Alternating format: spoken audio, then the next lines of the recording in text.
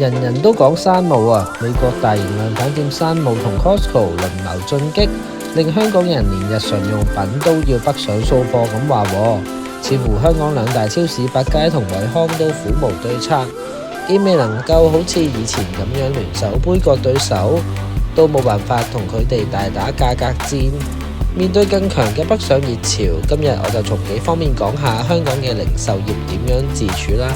Costco 深圳首間分店啱啱喺1月份正式開幕，面積達到15萬平方尺嘅 Costco 深圳店，除咗吸引本地人趁熱鬧之外，仲有唔少香港人去買嘢，之前新年仲去辦年貨添。當然，山姆同 Costco 盛行，除咗因為新鮮感、本地冇咁大規模嘅超市之外，最大原因當然係匯率同價錢嘅差距啦。山姆同 Costco 嘅量販模式明顯喺寸金尺土嘅香港圍唔到皮。不過相比當年家樂福登陸香港唔同，今次山姆同 Costco 冇直接登陸香港，避開咗香港嘅三高：高人工、高物流費同高鋪租。山姆同 Costco 亦都唔會向本地供應商攞貨，變相冇辦法同本地供應商施壓，令到百佳同惠康難得一見處於捱打嘅狀態。近排都不斷推出優惠，希望可以保持貨如輪轉。政府統計處公佈今年1月嘅零售業數據方面，超市貨品嘅銷貨價值按年下跌9.3%，似乎非常嚴峻。雖然本地龍頭超市百佳同惠康以及華潤都唔會透露本地嘅銷售數據，不過早年長和曾經有意出售百佳業務嘅時候，公開過佢嘅純利率只係得3%，以而家市況嚟睇，甚至可能係白做添。更加赤裸嘅真相當然有來自公開數據嘅連鎖商戶啦。今時今日已經係連鎖店龍頭之一嘅759阿信屋，佢嘅中期業績顯示純利只係得33萬，以期內超過7億元嘅生意嚟計，純利率不足1%。難怪有啲企業寧願固步自封，將現金擺入銀行做定期就算啦。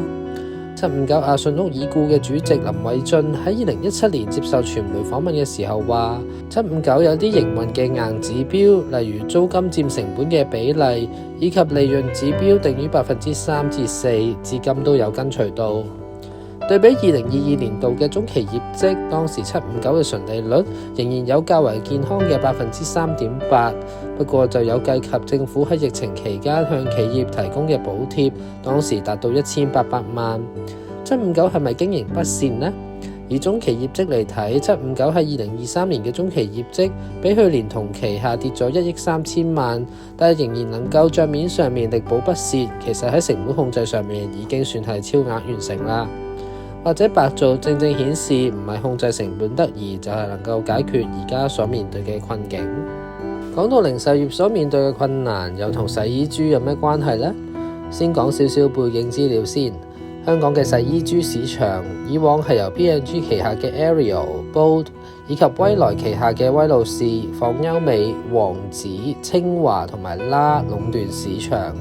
直到近排花王旗下嘅潔霸引入日本技術粒子嘅洗衣棒之後，其他品牌都陸續推出唔同嘅貼牌式洗衣珠，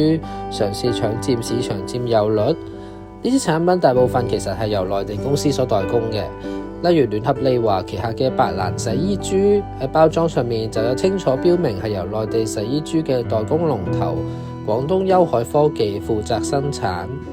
據了解，內地製造嘅洗衣珠成本一般每粒只係幾毫子，而本地所出售嘅洗衣珠部分品牌嘅零售價更去到每粒2至3蚊，食水甚深。就算一般購物決策者覺得減價去到每粒1蚊已經可以去到可買入嘅心理關口，但其實都足夠讓唔少嘅企業賺到飛起。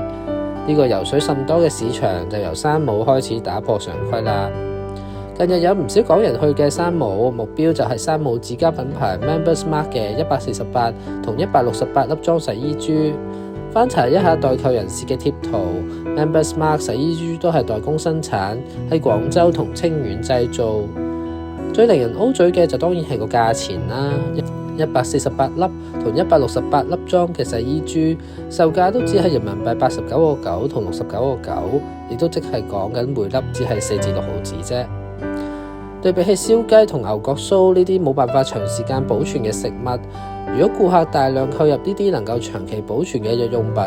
仲成為咗日常生活習慣，先係對本地超市造成最大嘅傷害。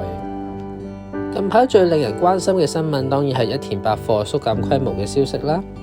一田百貨縮減規模嘅消息，其實早喺新地早前發佈嘅全年業績入邊已經有所暗示。新地喺業績入邊強調，一田喺超市業界聲譽極佳，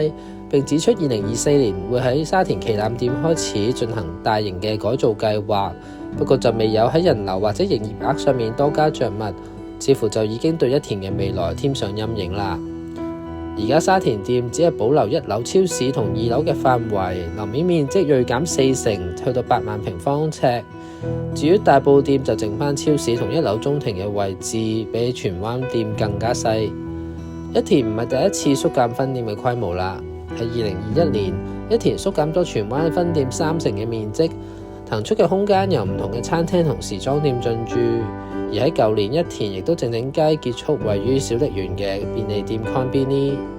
一田雖然有母公司新地嘅大靠山，租金只係左手交右手，但係都決心去縮減分店規模，似乎係要面對顧客消費習慣永久改變嘅現實啦。